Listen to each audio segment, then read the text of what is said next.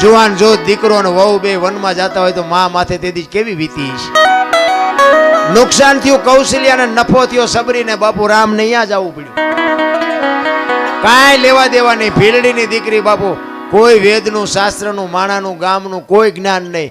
રામને અહીંયા જવું પડ્યું. સબરીને બાપુ નફો થયો ને હગી જનેતાને નુકસાન થયું.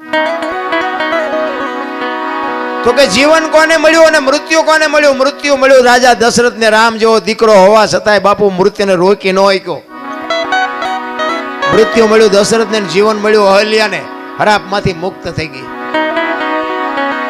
તો કે આમાં જ કોને મળ્યો ને અબજ કોને મળ્યો? અબજ મળ્યો કઈ કઈને, અને જ ખાટી ગયા વાંદરા. તેથી રામને કોઈ નો કામમાં આવ્યા, વાંદરા જ કામમાં આવ્યા. આખી અયોધ્યાને ખબર હતી. ક્યારે લક્ષ્મણ મૂર્છિત થઈ ગયો ને હનુમાનજી મહારાજ જયારે સંજીવની લેવા